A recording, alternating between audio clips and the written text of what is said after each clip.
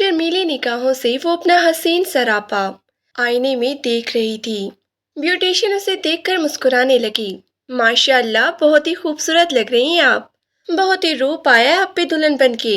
अब आप बिल्कुल रेडी हैं, लेकिन जो आपकी फ्रेंड थी वो अभी तक नहीं आई।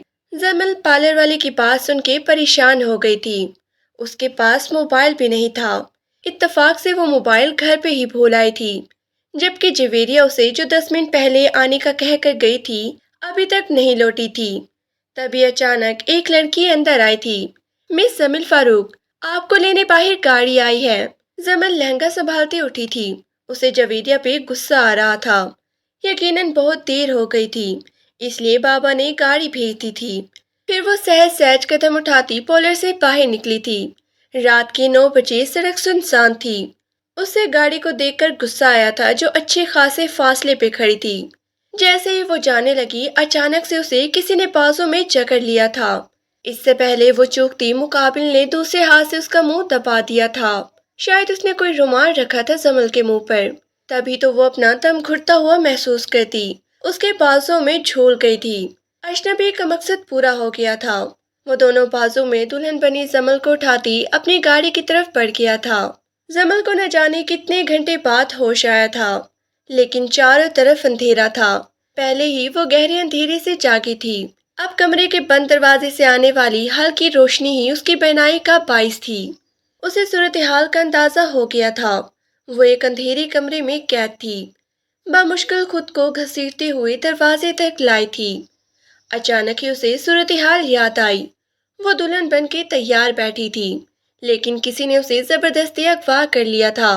लेकिन अब वक्त क्या हुआ है, अब तक तो उसे इस्लामाबाद लेकिन अब वक्त क्या हुआ है, अब तक तो इस्लामाबाद से बारात भी पहुंच गई होगी। और जब मैं ना पहुंची होंगी बारात में, तो पापा और मम्मा का क्या हाल हुआ होगा। इस सूरत हाल का अंदाजा लगाकर वो चीखने लगी, दरवाजा खोलो, खुदा के लिए दरवाजा खोलो, किसी ने यहाँ मुझे बंद किया है। लेकिन चीख चीख कर उसका गला थक गया था। किसी ने भी दरवाजा नहीं खोला था। न कोई आहट, न किसी के कदमों की चाप, कुछ भी महसूस न हो रही थी। उस कमरे में तो कोई खिड़की भी नहीं थी। ऐसे लग रहा था जैसे वो किसी गहरी खाई में हो। नाचार दोनों हाथों में सर थाम कर वो जमीन पर बैठ गई थी। एक बार फिर से रोने लगी।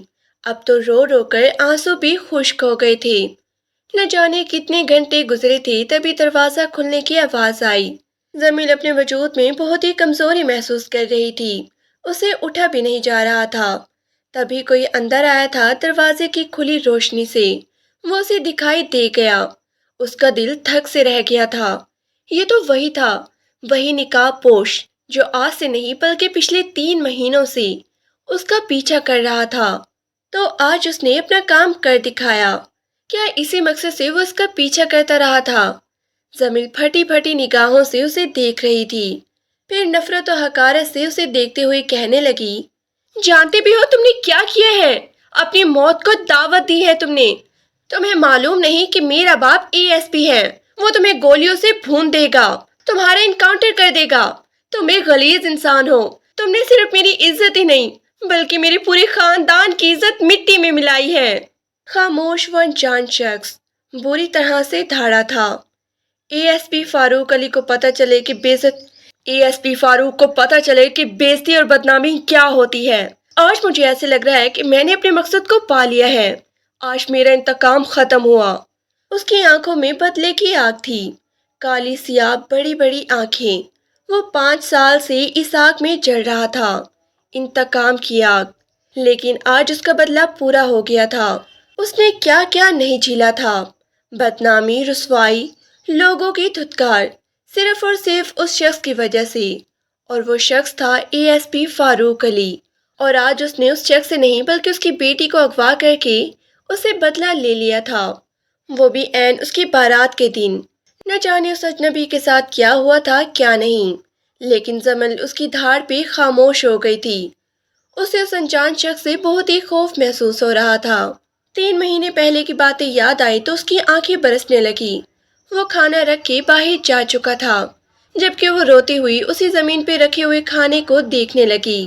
यकीनन बाबा की इज्जत नीलाम हो चुकी होगी। सब लोग उन्हें न जाने क्या क्या कह रहे होंगे। شادیوں کی خوشیوں میں مگن وہ زارا اور تابش کے ساتھ شاپنگ پہ آئی تھی، لیکن چند لمحے بعد ہی اس کی خوشی خوف میں بدل گئی تھی۔ جہاں وہ جس شاپ پہ بھی جا رہی تھی، مفلر سے چہرہ چھپائے سیاہ رنگ کا کوٹ پہنے وہ شخص مسلسل اس کا پیچھا کر رہا تھا۔ صرف آج نہیں، کالج سے آتے جاتے سہیلیوں کے ساتھ ہنستے مسکراتے اس نے کئی بار اس شخص کو دیکھا تھا۔ یہ دیکھیں آپی، یہ کلر کیسا ہے؟ وہ خوف کے ایک لبادے میں لپٹی دائیں بائیں دیکھ رہی تھی جب زارا نے اسے پکارا تھا۔ کیا ہو گیا ہے زمل؟ دھیان کہاں ہے تمہارا؟ تابش کے کہنے پر وہ سٹ پٹا گئی۔ کچھ نہیں، بس وہ ایسے ہی جلدی سے اس خوف کا باعث بنے شخص سے نظر ہٹا کر وہ کپڑوں کی طرف متوجہ ہو گئی تھی، لیکن اس کا دل دھڑک رہا تھا، ہتھیلیوں میں ٹھنڈے پسینے آ رہے تھے۔ اس کا چہرہ اسے کبھی دکھائی نہ دیا تھا، لیکن اکثر اس نے اسے اپنا پیچھا کرتے ہوئے دیکھا تھا۔ اگر اس وقت تابش سے وہ اس کی شکایت کرتی کہ یہ شخص اسے پریشان کر رہا ہے، اس کا پیچھا کرتا ہے، تو ممکن تھا کہ یہیں پہ لڑائی ہو جاتی، کیونکہ وہ غصے کا بہت ہی تیز تھا۔ اس کے ہونے والا شوہر کسی قسم کے بھی شک میں مبتلا ہو سکتا تھا۔ یہاں پر ایک ہنگامہ چھڑ جاتا اور پھر نہ صرف انہیں پریشانی ہوتی بلکہ بدنامی بھی ہوتی، اسی لیے وہ خاموش رہی۔ پھر یہ سوچ کر خود کو اس خوف سے آزاد کیا تھا کہ صرف 2 ہفتے تو ہیں، اس کے بعد ہمیشہ کے لیے اس کی شادی ہو جائے گی، ہر ٹینشن ہر پریشانی ختم ہو جائے گی۔ پھر زیادہ تر زارا نے کپڑے پسند کیے تھے۔ چلو ڈنر کر لیتے ہیں، کافی دیر ہو گئی ہے شاپنگ کرتے ہوئے، تابش اسے محبت سے دیکھتے ہوئے کہنے لگا۔ نہیں نہیں، بہت دیر ہو گئی ہے، مما غصہ کریں گی، اب گھر چلتے ہیں۔ اس کے انکار پر تابش نے اسے گھور کے دیکھا تھا۔ وہ جانتا تھا کہ وہ کیوں انکار کر رہی ہے۔ آنٹی کی تاکید تھی کہ مغرب سے پہلے گھر واپس آ جانا، کیونکہ ڈیٹ فکس ہونے کے بعد لڑکیاں گھر سے باہر نہیں نکلتی، راتوں کو بازاروں میں نہیں گھومتی۔ وہ نہ جانے کون سے دور میں جی رہی تھی۔ لیکن جب تابش نے ان دونوں کو گلی کے نکڑ پہ اتارا تو اچانک ہی پلٹتے زمل کی نظر اس شخص پر گئی تھی۔ ایک خوف کی سرد لہر اس کے روح میں دوڑ گئی تھی۔ تو کیا وہ پیچھا کرتا ہوا گھر تک پہنچ گیا؟ ایک سنسناہٹ نے اسے اپنی لپیٹ میں لے لیا تھا۔ پھر کھلے گیٹ سے وہ اندر چلی گئی۔ زمل فاروق علی کی بیٹی تھی جو ایک سرکاری عہدے پر تھے۔ وہ ASP تھے۔ ان کی سروس کو 25 سال ہو گئے تھے۔ ان کی 2 بیٹیاں تھیں، زمل اور زارا۔ زمل نے گریجویشن کر لیا تھا۔ اس کے پھپھو زاد تابش سے اس کی منگنی ہو چکی تھی۔ وہ دونوں ایک دوسرے کو پسند کرتے تھے۔ تابش بھی اسے چاہتا تھا اور زمل بھی اس سے محبت کرتی تھی۔ جب وہ انٹر میں تھی تب پھپھو نے اسے اپنے بیٹے کے لیے مانگ لیا تھا۔ وہ ایک سول انجینئر تھا، لیکن اس کی نوکری اسلام آباد میں تھی۔ جیسے ہی گریجویشن مکمل ہوا، دونوں گھرانوں کی طرف سے شادی کی تیاریاں شروع ہو گئی تھی۔ لیکن زمل کی ہنستی مسکراتی زندگی میں جیسے ایک طوفان سا آ گیا تھا جب اسے محسوس ہوا کہ کوئی شخص اس کا پیچھا کرتا ہے۔ اس دن بھی وین خراب ہونے کی وجہ سے وہ جویریہ کے ساتھ پیدل ہی گھر کی طرف نکل پڑی۔ وہ لوگ سوچ رہے تھے کہ انجوائمنٹ کرتے ہوئے چلیں گے، لیکن پیچھے آتا ہوا وہ شخص اس کا خوف کا باعث بن گیا تھا اور اچانک ہی سڑک اسے سنسان لگنے لگی۔ تب اس نے جویریہ کو متوجہ کیا تھا۔ یار، اس آدمی کو دیکھو، کیسے چہرہ ڈھانپ کے ہمارا پیچھا کر رہا ہے۔ جویریہ نے پلٹ کے دیکھا، پھر اسے گھورتے ہوئے کہنے لگی، تمہارا دماغ خراب ہو گیا ہے کیا؟ کون؟ کس کی بات کر رہی ہو؟ وہ چاروں طرف نظریں دوڑا رہی تھی اور وہ شخص نہ جانے کیسے پلک جھپکتے میں کہیں جا کر چھپ گیا تھا۔ زمین نے تشویش سے پیچھے دور تک دیکھا، لیکن کوئی بھی نہیں تھا۔ پھر جویریہ کہنے لگی، قسم سے یار، بڑی ہی ڈرپوک ہو اور مجھے بھی ڈراتی ہو۔ پہلے تو میڈم نے خود ہی کہا کہ پیدل چلتے ہیں، واک ہو جائے گی، اور اب ڈری ہوئی ہے۔ کیا ہوگا تمہارا زمل؟ زمل نے بھی کندھے جھٹکتے ہوئے جیسے خود کو ایک خوف سے آزاد کیا تھا۔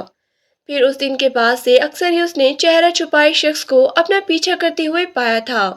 اس کا کیا مقصد تھا، کیا ارادہ تھا، وہ کچھ نہ سمجھ پائی تھی۔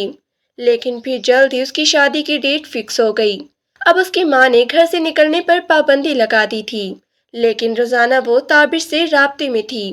لیکن چاہتے ہوئے بھی وہ کبھی تابش سے یہ ذکر نہ کر سکی کہ اکثر کوئی شخص اس کا پیچھا کرتا ہے، نہ جانے وہ کون ہے، کیوں اسے اپنی نظروں کے تعاقب میں رکھتا ہے۔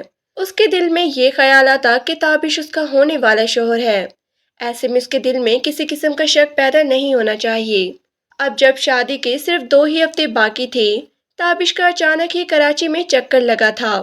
حالانکہ وہ اسلام آباد میں رہتا تھا، لیکن زمین نے ابھی دلہن کا جوڑا خریدنا تھا، اس لیے اس نے فون پر ہی تابش سے کہہ دیا تھا کہ وہ دونوں ساتھ مل کر ہی وہ جوڑا خریدیں گے۔ اس لیے تو تابش اور زارا کو لے کر آج وہ شاپنگ میں آئی ہوئی تھی، جہاں ایک بار پھر سے اسے اس اجنبی شخص نے پریشان کر دیا تھا۔ شادی میں محض 2 دن ہی بچے تھے۔ آج مائیوں کے پیلے جوڑے میں وہ بہت ہی خوبصورت لگ رہی تھی۔ ماں باپ سے جدائی کا دکھ تھا تو محبت ملنے کی خوشی بھی تھی۔ وہ بہت ہی حسین لگ رہی تھی۔ اس کا سرخ و سفید چہرہ شرم و حیا کے باعث اور بھی دلکش لگ رہا تھا۔ فاروق علی نے بھی اپنی بیٹی کی شادی کے لیے چھٹیاں لے لی تھی۔ اب وہ ریٹائرمنٹ کے قریب تھے۔ وہ اپنے عہدے میں ایک ظالم پولیس والے مشہور تھے، لیکن گھر والوں اپنے خاندان کے لیے وہ بے حد نرم مزاج تھے۔ آج بھی وہ اپنی بیٹی کو دیکھ کر اداس ہو رہے تھے، جو چند دن بعد ہی وداع ہونے والی تھی۔ ان کے اپنے ادارے میں بڑی عزت تھی، خاندانی وقار میں وہ سب سے آگے تھے۔ جیسے ہی وقار علی اور ان کی بیوی فاطمہ بیگم زمل کو مہندی لگانے آئے تو دونوں کی آنکھیں بھر آئی تھی۔ ماں باپ کو اداس دیکھ کر زمل نے بھی رونا شروع کر دیا تھا۔ بھلے ہی وہ اپنوں میں شادی ہو کے جا رہی تھی، لیکن آخر ماں باپ سے تو دور ہی ہو جا رہی تھی، یہی سوچ کر اس کی آنکھیں بھر آئی تھی۔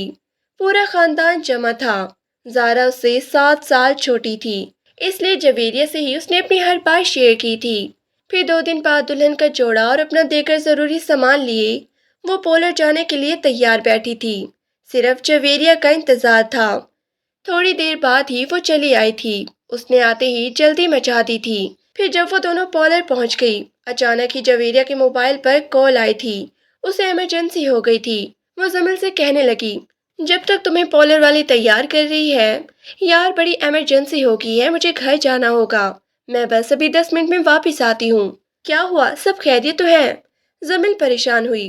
ارے ہاں ہاں، ایسی کوئی بات نہیں ہے، بس وہ فاخر لاپتہ ہو گیا ہے، امی اسی وجہ سے پریشان ہے۔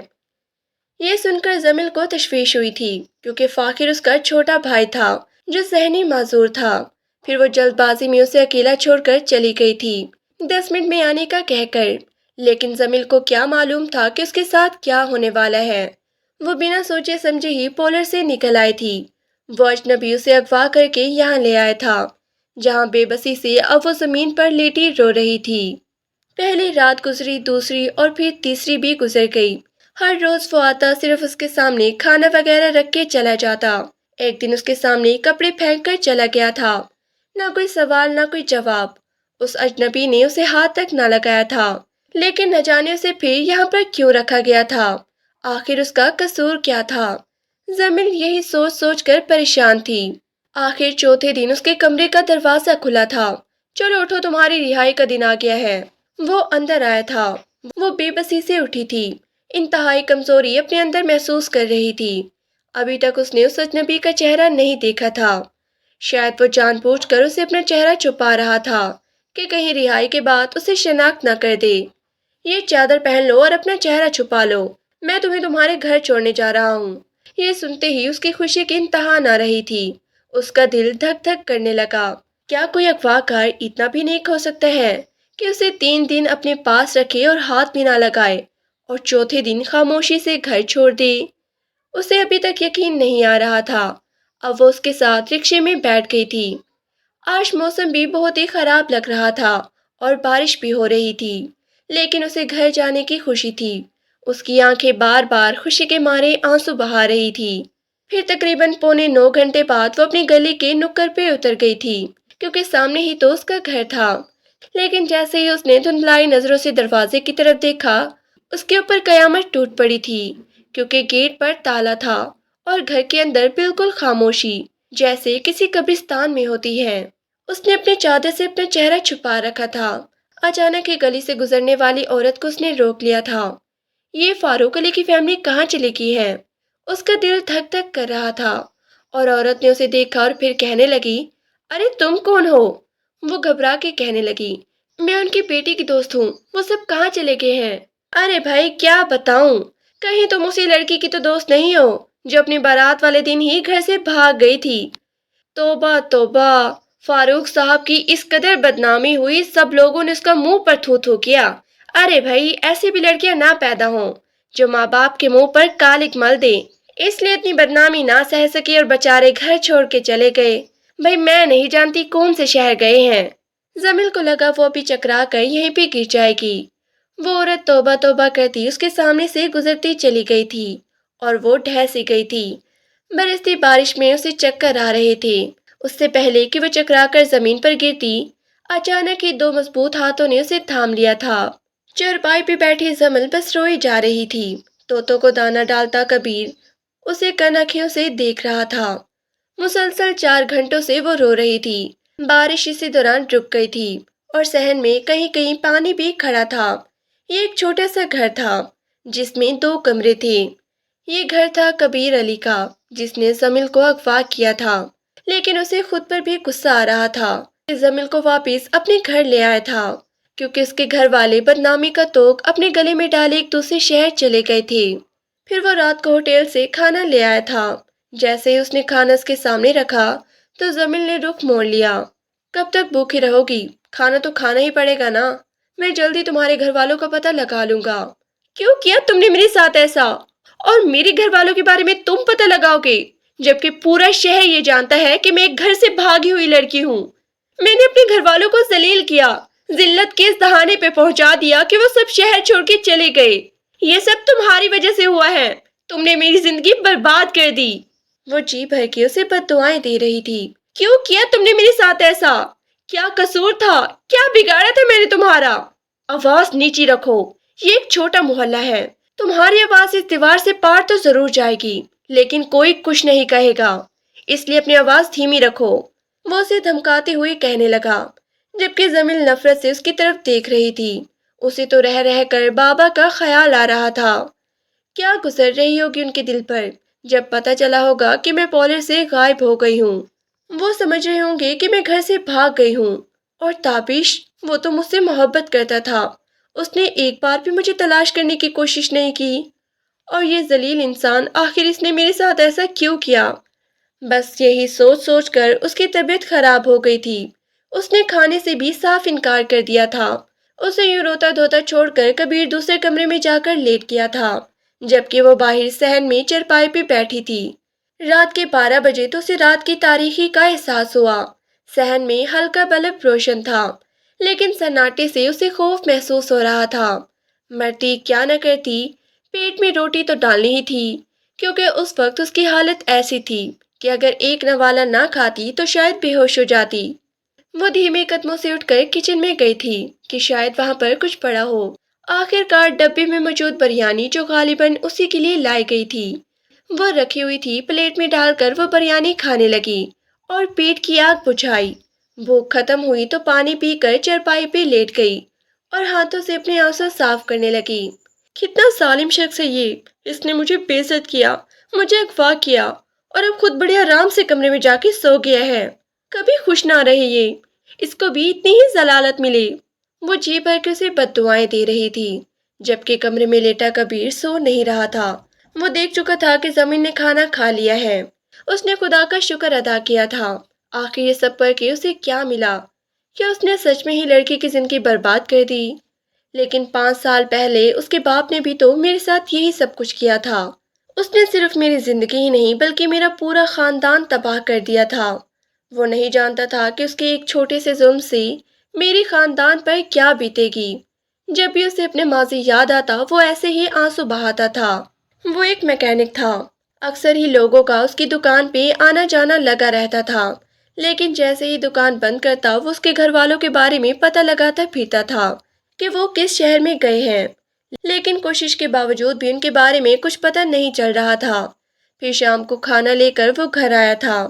مجھے اس گھر میں قید کر کے کہاں چلے گئے تھے آپ؟ وہ جلے پیر بلی کی طرح ادھر ادھر چکر لگا رہی تھی۔ کیوں مجھے تکلیف دے رہے ہیں؟ آخر میں نے کیا بگاڑا ہے آپ کا؟ وہ اسے سامنے دیکھتے ہی شروع ہو گئی تھی۔ کالی آنکھوں میں کبیر کے لیے نفرت تھی۔ اس نے سر جھکا لیا، پھر کہنے لگا، کھانا کھا لو، میں نے کچن میں رکھ دیا ہے۔ یہ کہتے ہی وہ اپنے کمرے میں چلا گیا تھا۔ زمین نے غصے سے اس بے حس انسان کو دیکھا تھا۔ پھر وہ کپڑے بدل کے باہر آیا تھا۔ تمہیں اپنے باپ کا فون نمبر تو یاد ہوگا نا؟ مجھے بتاؤ، میں ان سے بات کرتا ہوں۔ آج اسے 5 دن ہو گئے تھے۔ مجھے 5 دن ہو گئے ہیں گھر سے غائب ہوئے، اور تم کیا سمجھتے ہو کہ مجھ جیسی گناہگار لڑکی کو وہ لوگ قبول کر لیں گے؟ میں گھر سے بھاگی ہوئی لڑکی ہوں۔ یہ سمجھتے ہیں وہ سب مجھے جان سے مار دیں گے۔ بابا کوئی بھی میری سچائی نہیں سنے گا۔ کیا وہ اس بات پہ یقین کریں گے کہ مجھے ایک ڈاکو نے اغوا کر لیا تھا، اور اب وہ ڈاکو میرا اتنا ہمدرد بن رہا ہے کہ مجھے میرے گھر چھوڑنا چاہتا ہے؟ اگر اتنے ہی نیک ہو تو مجھے اغوا کیوں کیا تم نے؟ وہ اس کی آنکھوں میں آنکھیں ڈال کے سوال کر رہی تھی۔ کبیر نے سر جھکا لیا۔ کبھی کبھی وہ یہ سوچ کے شرمندہ ہوتا کہ اس نے زمل کے ساتھ غلط کیا ہے، اس کے باپ کے کیے ہوئے ظلم کا بدلہ اس سے لے کر۔ زمل جتنا بھی سناتی یا تو وہ خاموش رہتا یا پھر دو الفاظ کہہ کے اندر کمرے میں چلا جاتا، لیکن آج وہ اس کے سامنے بیٹھا رہا۔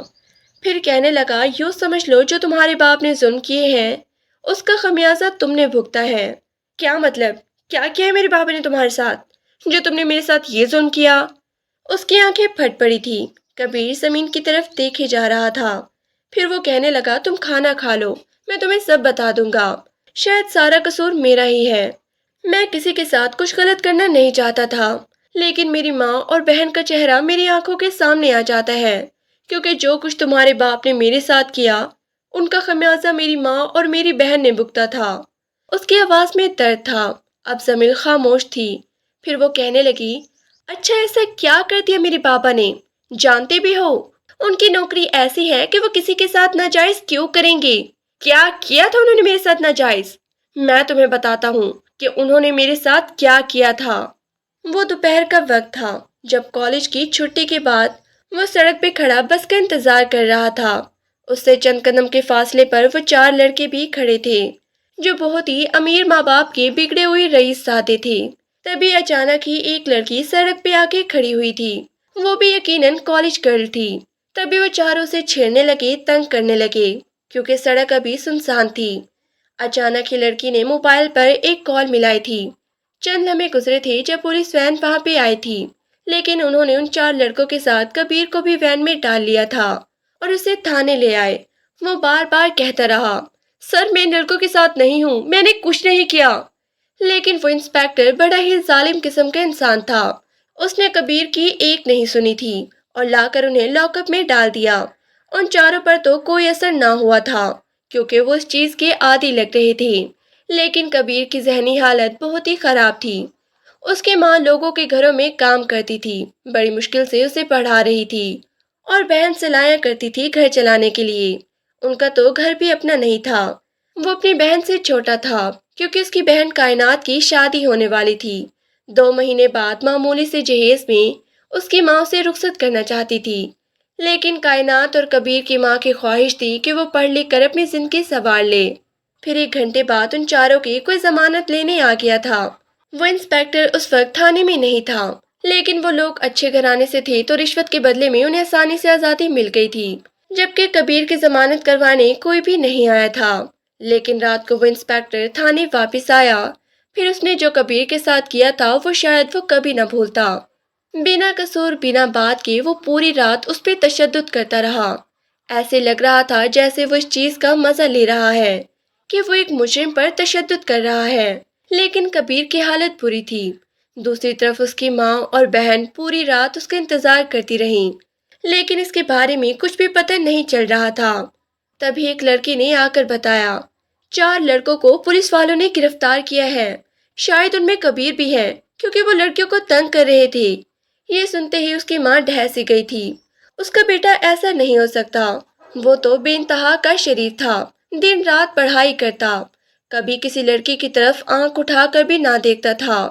پھر صبح کے 10 بجے وہ تھانے میں پہنچی تھی۔ کائنات بھی ماں کے ساتھ تھی۔ جیل میں موجود کانسٹیبل اسے للچائی نظروں سے دیکھ رہے تھے، جبکہ کبیر نیم بے ہوشی کی کیفیت میں تھا۔ اس کی ماں انسپیکٹر کی منتیں کرنے لگی، میری بیٹی کو چھوڑ دیں انسپیکٹر صاحب، وہ ایسا نہیں ہے، آپ کو کوئی غلط فہمی ہوئی ہے، کیا حال کر دیا آپ نے اس کا۔ وہ گڑ گڑا رہی تھی، لیکن انسپیکٹر فاروق علی اسے ذلت بھری نظروں سے دیکھ رہے تھے۔ تمہیں کیا پتہ مائی، سڑکوں پہ کھڑے ہو کر لڑکیوں کے ساتھ یہ آوارہ گردی کرتے ہیں، انہیں چھیڑتے ہیں، ان جیسے خبیثوں کا تو یہی انجام ہونا چاہیے۔ تبھی ان کی نظر اس عورت کے برابر میں کھڑی اس جوان خوبصورت لڑکی پہ پڑی۔ ہاں، اگر تم اس لڑکی کو ایک رات کے لیے میرے پاس بھیجو تو میں اس بات پہ غور کرتا ہوں۔ اچانک ہی اس نے ایک گھٹیا بات کہی تھی۔ کبیر جو نیم بے ہوشی کی کیفیت میں تھا، اسے انسپیکٹر کی آواز بخوبی سنائی دے گئی تھی۔ کتے کمینے انسان، تیری یہ ہمت جو تو میری بہن کے بارے میں ایسی بات کرے۔ وہ وہیں تھانے سے اسے گالیاں دینے لگا۔ انسپیکٹر فاروق ایک دم ہی غصے سے اٹھا تھا۔ ذرا اسے پھر سے پکڑو، آج میں اس کا یہ غصہ نکالتا ہوں۔ ماں اور بہن کے سامنے وہ اسے خوب مار رہے تھے، دونوں کا کلیجہ پھٹا جا رہا تھا۔ تبھی کائنات اس انسپیکٹر کے قدموں میں گر گئی۔ میں آپ کی بات ماننے کے لیے تیار ہوں، خدا کے لیے میرے بھائی کو چھوڑ دو۔ یہ سنتے ہی انسپیکٹر فاروق علی کا دل خوشی سے جھومنے لگا۔ وہ تو یہی چاہتا تھا۔ تب ایک رات کی قیمت کے بدلے میں کائنات نے اپنے بھائی کو چھڑوا لیا تھا، لیکن کبیر جانتا تھا کہ اس کے ساتھ یہ سب کرنے والا کون ہے۔ پھر پورے محلے میں یہ بات پھیل گئی تھی کہ کبیر 2 رات تھانے میں گزار کے آیا ہے۔ اس نے چوری وغیرہ کی ہے، لڑکیوں کو چھیڑتا ہے، شاید یہ ڈکیٹ بن گیا ہے۔ مالک مکان نے ان سے گھر خالی کرنے کو کہہ دیا تھا۔ دوسری طرف کائنات، جس کی شادی ہونے والی تھی، وہ اپنی زندگی برباد کر چکی تھی۔ 2 ماہ بعد اس کی شادی ہو گئی تھی، لیکن یہ خوش قسمتی تھی کہ اس کا شوہر بہت ہی اچھا نکلا۔ اس کے شوہر کو شادی کے رات ہی یہ بات پتہ چل گئی، لیکن اس نے کائنات کا بھرم رکھ لیا۔ لیکن کبیر کی زندگی برباد ہو گئی تھی۔ اسے کالج سے نکال دیا گیا۔ وہ ایک میکینک کی دکان پر کام سیکھنے لگا، کسی شہر میں گمنامی کی زندگی گزارنے لگا۔ اس کی ماں اپنے بیٹی کی خاموشی کو دیکھ کر روتی رہتی۔ وہ بیمار پڑ گئی تھی۔ پھر ایک دن چپ چاپ یہ دنیا چھوڑ کے چلی گئی، لیکن کبیر کے دل میں اندر ہی اندر لاوا پک رہا تھا، اس خلیص انسپیکٹر فاروق علی کے خلاف۔ وہ اس کا مکروہ چہرہ اچھی طرح یاد کر چکا تھا۔ فاروق علی نے اس کی اور اس کی بہن کے ساتھ جو کچھ کیا تھا، وہ اسے بھولا نہیں تھا۔ 5 سال کی انتھک محنت کے بعد وہ اپنی ایک دکان بنانے میں کامیاب ہو گیا تھا، لیکن پھر اس کے بارے میں معلومات اکٹھے کرنے لگا اور اس نے اسے بدلہ لینے کا سوچا۔ اسی بدلے کے نتیجے میں اس نے زمین کو اغوا کیا تھا۔ میں نہیں مان سکتی کہ میرے بابا نے یہ سب کیا ہوگا، تم ایک جھوٹی کہانی سنا رہے ہو۔ وہ بے یقین تھی۔ اس کے بابا جو بڑے ہی سوبر تھے، اتنے شریف، جو اپنی بیٹیوں سے اتنی محبت کرتے تھے، وہ کسی کی بیٹی کے ساتھ ایسا کیسے کر سکتے تھے؟ یہ ایک ایسی بات تھی جس پر زمین کو یقین کرنا بہت ہی مشکل تھا۔ کبیر نے سر اٹھا کر اسے دیکھا۔ جس طرح ناک کے کئی منہ ہوتے ہیں، شاید اسی طرح ان کے بھی ہوں گے، وہ لاپرواہی سے کہہ رہا تھا۔ زمین کو اس کے اوپر بہت ہی غصہ آیا۔ وہ اتنی بے بس تھی کہ اس کے پاس کوئی دوسرا ٹھکانہ بھی نہیں تھا۔ اب اس بدتمیز ظالم کے ساتھ وہ مزید رہنا بھی نہیں چاہتی تھی۔ اسے 2 دن ہو گئے تھے اس کے ساتھ رہتے ہوئے، جب ایک عورت چلی آئی۔ وہ خالہ شکورن تھی، اس محلے کی رشتے کروانے والی ایک عورت۔ زمین کو دیکھ کر ان کی آنکھیں پھٹی کی پھٹی رہ گئی۔ آئے ہائے کبیر بیٹا، تو نے شادی بھی کر لی اور میں ادھر پاگل ہو رہی ہوں جو تیرے لیے لڑکیاں ڈھونڈتی پھر رہی ہوں۔ یہ اتنی خوبصورت لڑکی تجھے کہاں سے مل گئی؟ زمین نے غصے سے اس بوڑھی عورت کو دیکھا تھا۔ چل تیری بیوی کے ہاتھوں سے 1 کپ چائے پلا دے، میری امیدوں پر تو نے پانی پھیر دیا۔ اس نے صاف الفاظ میں زمین کو چائے بنانے کا کہا تھا۔ وہ تل ملا کر رہ گئی۔ نہیں ہوں میں ان کی بیوی، آپ جانتی بھی ہیں کہ اس نے میرے ساتھ کیا کیا ہے۔ اس نے مجھے یہاں… وہ آگے کچھ بول بھی نہ پائی تھی جب کبیر نے اس کی بات کاٹی تھی۔ جی خالہ، یہ میری بیوی ہے، جاؤ ان کے لیے 1 کپ چائے بنا دو۔ اس کی آنکھیں غصے سے پھٹ پڑی تھی۔ سرخ چہرہ لیے وہ کچن میں چلی آئی تھی۔ کس حق سے اس نے کہا کہ میں اس عورت کے لیے چائے بناؤں؟ ایک اغوا کار انسان جس نے میری بابا کی عزت خاک میں ملا دی اور مجھے زندگی بھر کے لیے ایک ضلالت دے دی۔ گھر سے بھاگنے والی لڑکی کا خطاب۔ وہ کچن میں کھڑی آنسوں سے روئی جا رہی تھی۔ وہ بھلا کیوں چائے بنائے؟ اس کی زندگی برباد ہو گئی۔ کوئی شخص کے رحم و کرم پر واپسی کے سارے دروازے بند ہو گئے۔ وہ اتنی کمزور ہرگز نہیں تھی۔ کس قدر گھٹیا حرکت کی تھی اس آدمی نے۔ وہ نفرت سے کھڑکی سے کبیر کو دیکھ رہی تھی۔ بڑے مشکل سے کبیر نے بنا چائے پلائے ہی خالہ شکورن کو بھیج دیا تھا۔ یہ کیا کیا؟ آپ نے کیوں اس عورت سے جھوٹ کہا کہ میں آپ کی بیوی ہوں؟ آپ اس لائق نہیں کہ کوئی عورت آپ کی بیوی بن سکے۔ پہلے خواتین کی عزت کرنا سیکھیں۔ مجھے آپ نے اغوا کیا، میرے ماتھے پر بدنامی کا ٹیکا لگا دیا۔ آپ عزت کے حقدار نہیں۔ وہ اسے سخت سنا رہی تھی۔ تبھی کبیر نرمی سے کہنے لگا، وہ اس محلے کی خطرناک عورت ہے۔ میں نے محض ایک بہانہ بنایا ہے۔ اگر اسے پتہ چل جائے کہ ہم دونوں بغیر کسی رشتے کے 2 دن سے ایک ہی گھر میں رہ رہے ہیں تو وہ طوفان کھڑا کر دیتی، سارے محلے کو جمع کر دیتی۔ زمین منہ بنا کر صحن میں بچھی چرپائی پر لیٹ گئی۔ تبھی کبیر نے دیکھا کہ وہ آنسو بہا رہی تھی۔ اسے حقیقتاً دکھ ہوا تھا، کاش وہ بدلہ لینے کی خاطر اس لڑکے کی زندگی برباد نہ کرتا۔ اسے لمحے بھر کو افسوس ہوا، پھر سر جھٹک کر وہ کمرے میں چلا گیا تھا۔ بڑی مشکل سے اس نے جویریہ کا نمبر ملایا تھا۔ وہ جھجکتے ہوئے اس سے بات کرنے لگی۔ ہیلو جویریہ، میں سمیل بات کر رہی ہوں۔ یار کہاں چلی گئی تھی تم؟ کس کے ساتھ؟ میں آئی تھی تمہیں لینے کے لیے پولر، لیکن تم غائب تھی۔ اوپر سے تمہارے ماں باپ نے مجھ پہ الزام لگا دیے، مجھے برا بھلا کہا کہ میں نے ہی تمہیں فرار کروانے میں تمہارا ساتھ دیا ہے۔ خدا کے لیے زمین مجھے بخش دو، تمہارا باپ پولیس میں ہے، لیکن میں غریب خاندان سے ہوں، اب دوبارہ مجھ سے رابطہ مت کرنا۔ یہ کہتے ہی اس نے فون کاٹ دیا تھا۔ سپیکر سے تیز آواز صاف ابھر کر آ رہی تھی۔ کبیر نے بھی اس کی سہیلی کی باتیں سن لی تھی۔ دونوں ہاتھوں میں چہرہ چھپا کر وہ رو پڑی۔ ہر ٹھکانہ، ہر رشتہ اس سے دور ہو گیا تھا۔ اب وہ کس کے سہارے جیے گی؟ دل تو چاہ رہا تھا کہ زہر کھا کے اپنی جان دے دے۔ کبیر پریشان تھا کہ اب وہ زمین کو کہاں چھوڑ کے آئے، کیونکہ اس کے گھر والے دوسرے شہر چلے گئے تھے، جن کے بارے میں کچھ بھی پتہ نہیں چل رہا تھا، اور اس کے محلے والوں کو بھی پتہ چل گیا تھا کہ اس نے اس لڑکی سے شادی کر لی ہے، وہ بیوی بن کے اس کے گھر میں موجود ہے۔ زمین یا تو پورا دن چرپائی پہ لیٹ کے روتی رہتی، یا پھر طوطوں کے پنجروں کے پاس بیٹھی انہیں دیکھتی رہتی۔ جب وہ گزری یادوں کے ساتھ شدت سے اس کے پیٹ پہ حاوی ہوتی تو وہ اٹھ کر اس زہر سے اپنا پیٹ بھر لیتی جو کبیر روزانہ باہر سے لے کر آتا تھا۔ اب اسے 2 ہفتوں سے بھی زیادہ ہو گئے تھے اور وہ دونوں بغیر کسی رشتے کے اس گھر میں رہ رہے تھے۔ کبیر اپنے کمرے میں سوتا کیونکہ سردی کا موسم تھا، اور وہ صحن میں لیٹ جاتی تھی جہاں رات کو ٹھنڈی ہوا کے جھونکے آتے۔ اسے شدت کی سردی لگتی، لیکن وہ اپنے آپ کو جان بوجھ کے اذیت دیتی تھی۔ بہت ہی پرانا گھر معلوم ہوتا تھا، جس کا پلستر بھی جگہ جگہ سے اکھڑا ہوا تھا۔ وہ روزانہ اس کے لیے اچھے سے اچھا انتظام کرتا۔ وہ جانتا تھا کہ اس کی ضرورتوں کی چیزیں بہت سی ہیں، جہاں تک ممکن ہوتا وہ اس کا سامان لے آتا۔ اس کے لائے ہوئے سامان کو وہ منہ پھیر کر دیکھتی، اس کی آنکھوں میں نفرت ہوتی، اور پھر وہ سر جھٹک کر غصے میں دوسرے کمرے میں چلی جاتی۔ پھر اس دن موسم بڑا ہی خطرناک ہو رہا تھا۔ اچانک رات کے وقت بارش شروع ہو گئی، لیکن وہ ڈھیٹ بن کے چرپائی پہ لیٹی رہی۔ ایسے لگ رہا تھا جیسے اسے مرنے کا شوق ہو گیا ہے۔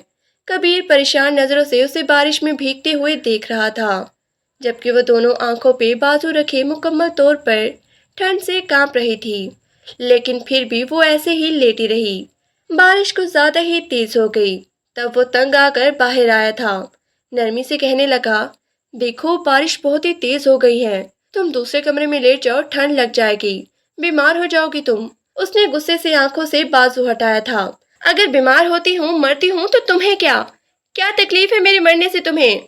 میں ایسے ہی ٹھیک ہوں۔ وہ وہیں پہ لیٹی رہی۔ کبیر اسے چھو بھی نہیں سکتا تھا، کیونکہ وہ ایسے گناہ گار ہو جاتا۔ پہلے ہی وہ اسے اغوا کر کے ایک بہت بڑا گناہ کر چکا تھا۔ مجبور ہو کر وہ اندر چلا گیا، لیکن کھڑکی میں کھڑا ہو کر وہ اسے دیکھ رہا تھا۔ نہ جانے کتنے گھنٹوں تک وہ بارش میں چرپائی پہ لیٹی رہی۔ رات کے 4 بج رہے تھے جو وہ مجبور ہو کر دوبارہ اس کے پاس آیا تھا، لیکن اس کے ہوش اڑ گئے تھے۔ وہ نیم بے ہوشی کی کیفیت میں چرپائی پہ پڑی تھی، اس کے ہاتھ چرپائی سے نیچے لٹک رہے تھے۔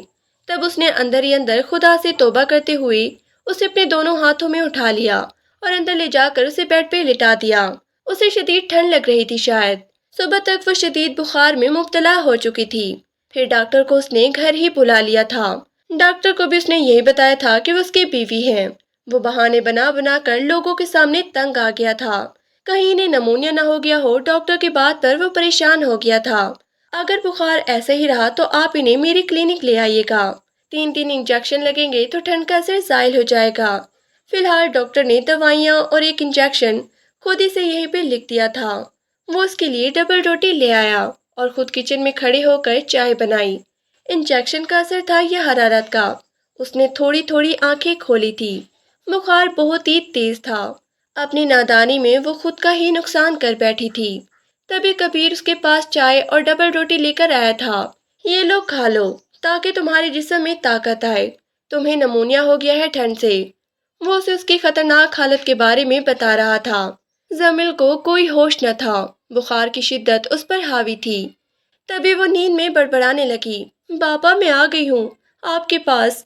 میں نے آپ کو بدنام نہیں کیا. میں کسی کے ساتھ نہیں بھاگی. وہ مسلسل بولے جا رہی تھی. تبھی دھیرے دھیرے آنکھیں کھولتے وہ حال میں واپس لوٹی تھی. اس نے کبیر کو دیکھ کر منہ پھیر لیا تھا. خود کو انتہائی کمزور اور بے بس محسوس کر رہی تھی. تبھی کبیر نے اسے زبردستی تھوڑی سی ڈبل روٹی اور چائے پلا دی تھی. بیڈ سے ٹیک لگائے بیٹھی تھی کہ اچانک ہی اس کی نظر اپنے کپڑوں پہ پڑی. اس کی آنکھیں پھٹی کی پھٹی رہ گئی تھی. کبیر نے شرمندگی سے سر جھکا لیا تھا. مارے غصے کی اس کا چہرہ سرخ ہو گیا تھا. یہ تم نے کیا کیا ہے؟ تم نے میری اجازت کے بغیر مجھے چھوا، مجھے ہاتھ لگایا. یہ ضروری تھا. تم انتہائی خطرناک بخار میں مبتلا تھی. اگر کپڑے گیلے رہتے تو تم شاید ٹھنڈ سے مر جاتی. اس لیے میں نے یہ کیا. مجھے معاف کر دو. اس نے اس کے کپڑے ضرور تبدیل کیے تھے لیکن آنکھ اٹھا کر دیکھا بھی نہیں تھا. جبکہ زمل نے گھٹنوں میں منہ چھپا لیا تھا. وہ مسلسل رو رہی تھی. اس کا بس نہیں چل رہا تھا کہ وہ کبیر کو اپنے ہاتھوں سے مار دے، لیکن وہ مسلسل اس کا خیال رکھ رہا تھا. اگر یہ بیماری سے مر جائے یا اسے کچھ ہو گیا تو شاید وہ اپنے آپ کو کبھی معاف نہ کر پاتا. اس لیے وہ اپنے دل کی خلش کا شکار تھا. وہ اپنے اندر اس گناہ کو کوس رہا تھا جو اس نے بدلے کی آگ میں کیا تھا. چلے ڈاکٹر کے پاس چلتے ہیں. ویسے بھی انجیکشن لگیں گے آپ کو تب آپ کا یہ بخار ٹھیک ہوگا. وہ اسے کلینک پر جانے کا کہہ رہا تھا لیکن وہ مسلسل انکار کر رہی تھی. ایک خوشخبری ہے تمہارے لیے. اگر تم میرے ساتھ کلینک پر گئی تو میں تمہیں بتا دوں گا، وہ بھی تمہارے گھر والوں کے حوالے سے. اس نے جھوٹ کا سہارا لیا تھا. زمل پہلے تو اسے چپتی نگاہوں سے دیکھتی رہی. ویسے بھی وہ مرنا نہیں چاہتی تھی. اس نے سوچ لیا تھا کہ وہ اپنے ماں باپ کو سچائی ضرور بتائے گی کہ وہ گھر سے نہیں بھاگی تھی بلکہ اسے اس ذلیل انسان نے کڈنیپ کیا تھا. پھر وہ ڈاکٹر کے کلینک پر آ گئی تھی. ڈاکٹر نے اسے چیک کیا اور کبیر سے کہنے لگا، آپ کی وائف کی حالت اب بہتر ہو گئی ہے لیکن کل آخری انجیکشن ضرور لگوائیں. نمونیا کے اثرات مکمل طور پر زائل ہو جائیں گے. زمین نے لب بھیج لیے تھے. دوا لے کر وہ اس کے پیچھے موٹر سائیکل پر قدرے فاصلے پر بیٹھ گئی تھی. کمزوری کے باعث اس سے بیٹھا بھی نہیں جا رہا تھا. اچانک ہی جھٹکا لگا تو اس نے کبیر کے دونوں شانوں کو اپنے ہاتھوں سے دبوچ لیا تھا. کیا مسئلہ ہے آپ کے ساتھ؟ کیسے موٹر سائیکل چلا رہے ہیں؟ وہ غصے سے کہہ رہی تھی. سڑک خراب ہے، جگہ جگہ کھڈے ہیں، اس نے نرمی سے جواب دیا تھا. پھر اچانک اس نے موٹر سائیکل ایک فروٹ کے ٹھیلے کے پاس روک دی تھی. بڑی مقدار میں اس نے فروٹ لے لیے تھے. زمین نے منہ پھیر لیا. کیوں یہ اتنی خدمت گزاریاں کر رہا ہے آخر؟ میری سے سوچ سوچ کے غصہ آ رہا تھا. چند لمحے بعد وہ گھر پہنچ گئے تھے. وہ کچھ دیر تو کبیر کا انتظار کرتی رہی کہ اسے گھر والوں کے بارے میں وہ بتا دے، لیکن اس کی خاموشی پر وہ تنگ آ کر خود ہی پوچھنے لگی، اب بتا بھی دو کہ میرے گھر والوں کے بارے میں کیا پتہ چلا ہے؟ اس کی آنکھوں میں ایک آس تھی. کبیر نے نظریں چرا لی. ابھی تو پتہ نہیں چلا لیکن میں بہت جلد ہی پتہ لگا لوں گا. اب تو زمل کا غصے سے برا حال تھا. پھر تم نے مجھ سے جھوٹ کیوں کہا؟ ایسے ہی لوگوں کو دھوکہ دیتے ہو، انہیں ذلیل کرتے ہو، بدنام کرتے ہو. وہ خاموشی سے اس کی کڑوی باتیں سنتا رہا. نرمی سے کہنے لگا، ڈاکٹر کے پاس جانا ضروری تھا. انجیکشن لگوانے لازمی ہے. اگر زندہ رہو گی تو اپنے گھر والوں سے بھی مل پاؤ گی. وہ یہ کہہ کر نرمی سے کچن میں چلا آیا. پھر اسے جوس بنا کر دیا تھا. وہ انتہائی کمزوری محسوس کرتے ہوئے بیڈ پر لیٹی تھی. پھر 2-3 دن بعد اس کی طبیعت کافی ٹھیک ہو گئی تھی. صحن میں آ کر دیکھا تو گندگی اٹی پڑی تھی. وہ بے مقصد ہی صفائی کرنے لگی. پھر کپڑے بھی نہا کر دوسرے پہن لیے. اسے یہ سوچ سوچ کر بے انتہا شرمندگی محسوس ہوتی کہ کبیر نے اس کے کپڑے تبدیل کیے تھے. یہ سوچ اس پر شدت سے حاوی ہوتی تو اسے اس شخص پر اور بھی غصہ آتا. 3-4 سوٹ کبیر نے اسے لا کر دیے تھے. اس دن بھی تر و تازہ چہرہ لیے وہ طوطوں کے پنجروں کے پاس بیٹھی تھی. ان سے باتیں کر رہی تھی. میں نے کھانا کچن میں رکھ دیا ہے، بھوک لگے تو کھا لینا. اب کبیر کے لیے اس کے چہرے سے نظریں ہٹانا مشکل ہوتا جا رہا تھا. وہ کئی دنوں سے اس سے ایک بات کہنا چاہتا تھا لیکن اسے اس لڑکی کی نفرت اور غصے سے ڈر لگتا تھا. تبھی وہ رات کو اس کے پاس آیا. وہ جو بیٹھ کر ایک کتاب پڑھ رہی تھی اسے دیکھ کر کوفت کا شکار ہوئی. مکمل طور پر زمین نے اس کے کمرے پر قبضہ کر لیا تھا، جبکہ وہ دوسرے کمرے میں سوتا جہاں پر پرانا سامان رکھا تھا، جو کہ اس کی ماں کا پرانا سامان تھا۔ میں آپ سے ایک بات کہنا چاہ رہا تھا، بہت دنوں سے آپ کے گھر والوں کا کچھ پتہ نہیں چل پا رہا۔ یہاں اس شہر میں آپ کا کوئی دوسرا رشتہ دار بھی نہیں ہے، اور رشتہ داروں سے آپ کے گھر والوں کے بارے میں پوچھنا مناسب بھی نہیں۔ اگر برا نہ مانے تو میں ایک بات کہنا چاہتا ہوں، ہم بنا کسی رشتے کے اس گھر میں 1 مہینے سے رہ رہے ہیں۔ لوگ یہی سمجھتے ہیں کہ آپ میری بیوی ہیں، ورنہ بغیر کسی رشتے کے اگر ہم لوگوں کے سامنے جائیں تو وہ ہمیں رسوا کر دیں گے۔ بہتر ہوگا کہ میں آپ سے نکاح کر لوں، اگر آپ کی رضامندی ہے تو۔ زمل ایک دم سے ہی اٹھ کھڑی ہوئی تھی۔ اس سے پہلے کہ وہ اپنے منہ سے لفظوں کی صورت میں آگ نکالتی، تبھی کبیر ہاتھ اٹھا کر کہنے لگا، میں آپ سے فائدہ نہیں اٹھانا چاہتا، اور نہ ہی مجھے کوئی شیطان صفت انسان سمجھیے۔ اگر ایسا ہوتا تو میں بہت پہلے ہی اپنی اصلیت دکھا دیتا، لیکن آپ کی اجازت کے بغیر میں آپ کو ہاتھ بھی نہیں لگاؤں گا۔ صرف یہ رشتہ اس لیے ہوگا تاکہ ہم دونوں یہاں پہ اکیلے رہتے ہیں، لوگوں کو انگلی اٹھانے کا موقع نہ ملے۔ وہ اسے سمجھانا چاہتا تھا کہ شیطان کبھی بھی کسی انسان پہ حاوی ہو سکتا ہے، اور مرد اور عورت کے درمیان تو خاص طور پر۔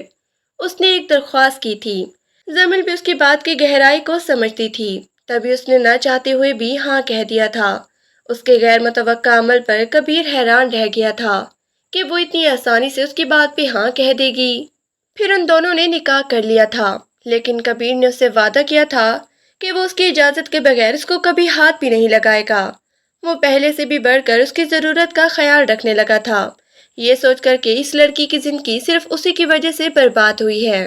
وہ خود پہ حیران ہوتا، اس لڑکی سے شدید قسم کی محبت کر بیٹھا تھا۔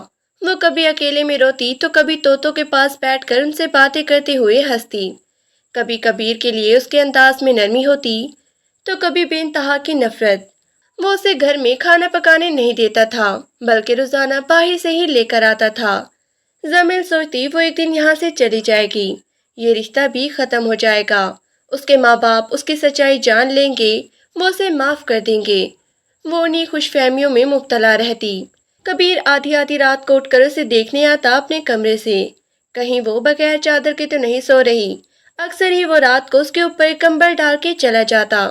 یہ بات وہ اچھی طرح جانتا تھا کہ جب وہ اس کی زندگی سے چلی جائے گی تو اس لڑکی کو بھولنا اس کے لیے ناممکن ہوگا۔ پھر اس دن وہ چھت پہ چلی آئی تھی۔ شام کے ٹائم ٹھنڈی ٹھنڈی ہوا چل رہی تھی، لمبے لمبے بال اس نے شانوں پہ بکھیر رکھے تھے۔ وہ چھت کی منڈیر سے چھپ کر نیچے گلی میں دیکھنے لگی۔ پلٹتے ہوئے اچانک اس کی نظر ایک نوجوان پہ پڑی تھی جو پرشوق نظروں سے اسے دیکھ رہا تھا۔ زمین نے غصے میں آ کر اسے ہاتھ اٹھا کر لعنت دی تھی، وہ ایسی حرکتوں سے خوف زدہ ہونے والی نہیں تھی۔ تبھی کبیر اس کے پیچھے اچانک آ کر کھڑا ہوا، وہ پلٹی تو اس کے سینے سے ٹکرا گئی۔ زمین نے غصے سے اسے دیکھا تھا۔ کیا مسئلہ ہے آپ کو؟ نیچے چلو، مغرب کا وقت ہونے والا ہے، وہ نرمی سے کہنے لگا۔ تو وہ سر جھٹکتے نیچے چلی گئی تھی، لیکن کبیر نے پلٹ کر اس لڑکے کو بڑی خوفناک نظروں سے دیکھا تھا جو اسے چھت پر دیکھ کر ڈر کے بھاگ گیا تھا۔ زمین اب کبیر پر غصہ کرتی، نفرت کا اظہار کرتی، لیکن اسے اتنا اندازہ ہو گیا تھا کہ کبیر کا کردار برا نہیں، وہ کوئی غلط انسان نہیں ہے، اور نہ ہی کوئی بری نظر والا شخص ہے۔ اسے ماضی اور اس کے ساتھ برے ہونے والے حالات میں اس بات پر مجبور کیا تھا کہ وہ زمین کے ساتھ غلط کرے۔ کردار میں وہ شخص کھرا تھا۔ اس دن وہ مارکیٹ گیا تھا، اس کے لیے چوڑیاں، 2-3 جوڑے اور چپل خرید کے لایا تھا۔ زمین نے ان چیزوں کو دیکھ کر منہ پھیر لیا تھا۔ ضرورت نہیں مجھ پر یہ عنایتیں کرنے کی، اس نے بے رخی سے کہا تھا۔ یہ احسان نہیں بلکہ ضرورت کی چیزیں ہیں، استعمال کر لینا، نرمی سے کہہ کر وہ اندر چلا گیا تھا۔ اگلے دن وہ دکان سے آیا تو اس نے زمین کو چوڑیاں پہنے ہوئے دیکھا تھا۔ اس کا دل انجانی خوشی سے دوچار ہو گیا، آنکھیں چمکنے لگی۔ اب وہ طوطوں کا پنجرا بھی صاف کر دیتی تھی اور انہیں باجرا بھی ڈال دیتی تھی۔ کبھی کبھار اپنے لیے کچن میں چائے بھی بنا لیتی، ورنہ دکان سے آ کر ہمیشہ کبیر ہی اپنے اور اس کے لیے چائے بناتا تھا۔ گرمیوں کا موسم آ گیا تھا، اب اندر کمرے میں سویا نہ جاتا۔ لاکھ کوششوں کے باوجود بھی کبیر ابھی تک اس کے گھر والوں کا پتہ لگانے میں ناکام تھا۔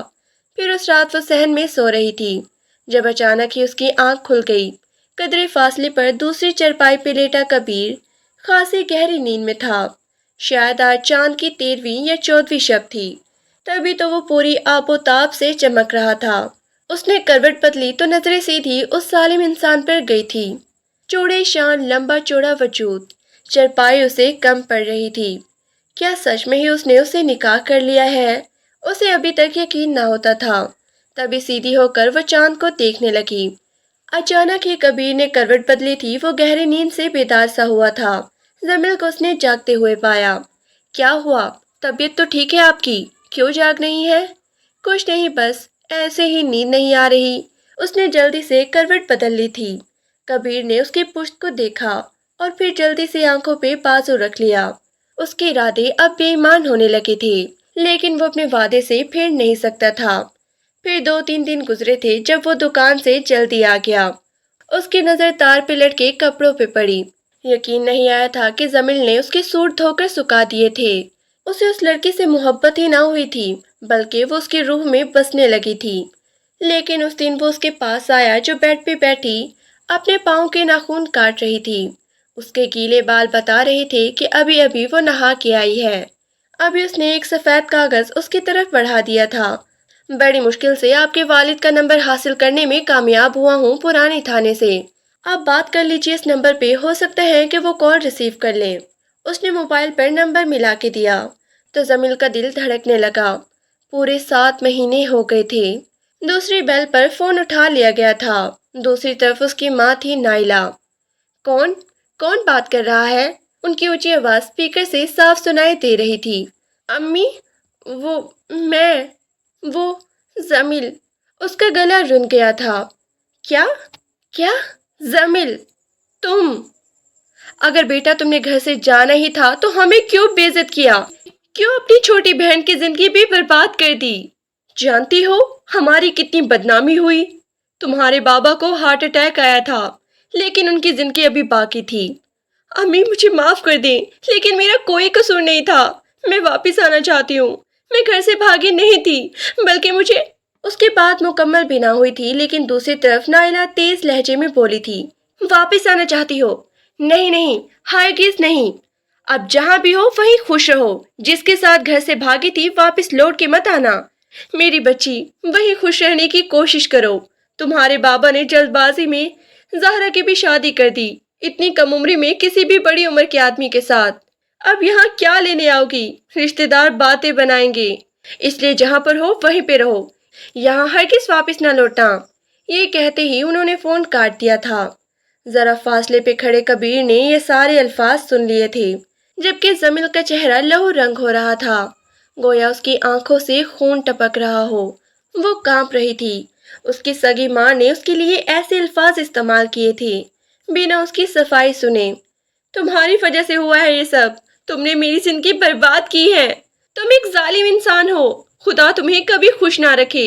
وہ شدید غم اور غصے کی کیفیت میں تھی۔ کبیر کی آنکھیں شرمندہ تھی۔ اس کا ایک چھوٹا سا بدلہ زمل کی پوری زندگی برباد کر دے گا، یہ اس نے سوچا بھی نہیں تھا۔ وہ ابھی نہا دھو کر سکون سے بیٹھی تھی، لیکن لمحے بھر میں اس کا سارا سکون غارت ہو گیا تھا۔ پھر اس رات اس نے کھانا بھی نہیں کھایا، باوجود اس کے کہ کبیر نے اس کی بہت ہی منتیں کی تھی۔ پھر کئی مہینے گزر گئے۔ اب اسے مستقل چپ لگ گئی تھی، لیکن ایک دن وہ کہنے لگی، کیا آپ مجھے اسلام آباد لے جا سکتے ہیں؟ وہ چوک گیا تھا۔ کون ہے وہاں پر؟ وہ سر جھکا کر کہنے لگی، میرا منگیتر ہے، تابش۔ میں اسے ایک بار ملنا چاہتی ہوں، اسے اپنی صفائی دینا چاہتی ہوں۔ کیا پتہ اس نے شادی نہ کی ہو۔ کبیر مضبوط لہجے میں کہنے لگا، اگر ایسا ہوا اور اس نے اپنی زندگی میں تمہیں قبول کر لیا تو میں تمہیں چھوڑ دوں گا، تم ہمیشہ کے لیے اس کے پاس چلی جانا۔ میں یہی چاہتا ہوں کہ تم خوش رہو۔